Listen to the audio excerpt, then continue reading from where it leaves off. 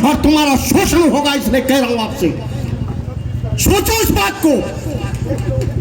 बैठिए, जब आप एक बाबा के विचार सुन सकते हो, प्रवचन सुन सकते हो, तो आप अपने देश भक्त के लिए विचार क्यों नहीं सुन सकते हो? दुनिया कितनी बावली, पत्थर पूजन जाए, घर की चाकी कोई न पूजे, जिसका पीसा खाए। अभी जय श्री राम बोलोगे चल दोगे आप अयोध्या, जय श्री राम बोलोगे चल दोगे अयोध्या, और घर की मंदिर में नहीं पूज पाओगे।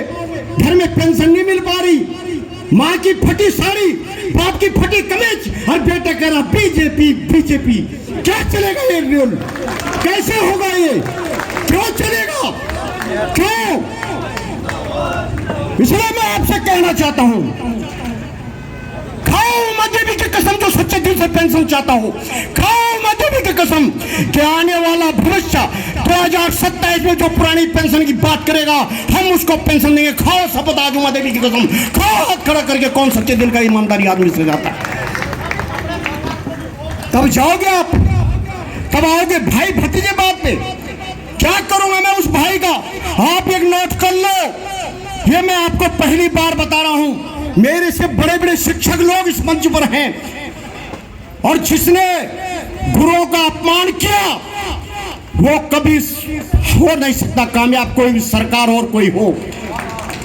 गुरु गोविंद दोखड़े काके लागो पाए, बलिहारी गुरु अपनी गोविंद देव बताए।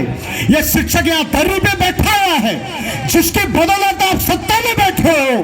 जिस शिक्षक ने आपको सहन करना सिखाया, उस शिक्षक की बदौलत आप वहां बैठे हो, और आज उसकी पेंशन रोक रहे हो। ये कहां का रूल होगा? कहां का नियम होगा? शिक्षा का निजीकरण, जिस देश के अंदर बच्चों की किताब पे जीएसटी लगेगा और शिक्षा का निजीकरण होगा, उस देश का विनाश होगा। देश कभी तरक्की नहीं कर सकते, मैं स्पष्ट कह रहा हूं आपसे। इसलिए साथियों, मैं कहना चाह रहा हूं, जन आंदोलन बनाओ, इसको लड़ो। अगर आप लड़ नहीं सकते तो कुछ करो, कुछ कर नहीं सकते हो तो जो इस आंदोलन में आ रहा है उसको रोको भी मत। शादी ब्याह में जाओ, लिफाफा दे रहे हो, उस लिफाफे के बाहर भी लिख दो वो पीएस जिंदाबाद, और बाद में न्यूता लिख दो। देखो कैसे नहीं बढ़ता जन जागरण अभियान, कैसे नहीं बनेगा। इस सरकार की नीति ये अंधा बांटे रेवड़ी, अपने अपनों को दे, कोयले की दलाली में हाथ काले। इसलिए इस सरकार को आप सोचिए।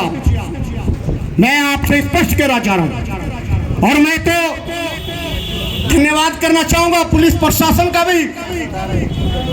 हमारे उप जिलाधिकारी प्रतिनिधि के रूप में जो तहसीलदार मैडम आई है, शायद मुझे लगता है कि आप भी एनपीएस यूपीएससी वाले, इसलिए मैडम मैं आपसे अनुरोध करता हूं, इन कर्मचारियों की तड़कती धूप, बरसती बारिश में ये अपने स्कूल में जाते हैं, अपने ऑफिसों में जाते हैं, अपने कार्यालय में जाते हैं, सरकारी नियमावली का पालन करते हैं। लेकिन जब इनको, ये आप भी जानते होंगे, लेकिन जब कोई इनके हक और हकों की बात होती है तो सरकार का रोना हो जाता है। इसलिए इन कर्मचारियों का ज्ञापन, मैं आपसे उम्मीद करता हूं कि यह ज्ञापन पूरे सिस्टम उससे बिल्कुल ईमानदारी से माननीय मुख्यमंत्री जी तक पहुंचना चाहिए। ये मैं आपसे कहना चाहता हूं, मैं आपसे मांग करता हूं। इसलिए जितने लोग हैं, पुलिस प्रशासन ने, उनकी मजबूरी है, मैडम की भी कुछ मजबूरी हो सकती है प्रशासन की, लेकिन वो अंदर से चाहते हैं पुरानी पेंशन लागू हो। सरकार देना चाहती है लेकिन आप ले नहीं पा रहे हो, आप छीन नहीं पा रहे हो, इसलिए बैठे दरी में आइए। और मैं तो कह रहा हूं, अब कहने पड़ेंगे दो शब्द मैडम, मैं आपसे बिल्कुल समय ले रहा हूं। हमारे देश के नाम दो हैं, एक भारत और एक इंडिया। भारत के लोग ये हैं जो इस दर्रे में बैठे हैं, इस धूप में, कर्णप्रयाग की जिस गर्मी में बैठे हैं, वो भारत के लोग लोग जो वहां से पैदल चल के 3 किलोमीटर आए। और इंडिया के लोग वो हैं जो एयर कंडीशन में बैठे हैं एसी में। ये इंडिया के लोग वो हैं जो अपने काफिले लेके चलते हैं। इसलिए मैडम, अब मैं आपसे उम्मीद करता हूं आप भारत की संख्या में शामिल होकर इस ज्ञापन को पहुंचाएंगे। मैं इन्हीं शब्दों के साथ सारे लोगों का, ये उत्तराखंड मातृशक्ति की बदौलत बना है, ये उत्तराखंड नौजवानों की बदौलत बना है, ये उत्तराखंड कर्मचारियों की बदौलत बना है।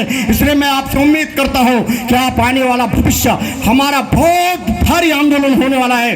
आर और पार की जो पुरानी पेंशन की बात करेगा उत्तराखंड में राज करेगा। इन्हीं संगठन राज के साथ अपने विचार समाप्त करते हुए जय उत्तराखंड, जय ओपीएस। धन्यवाद।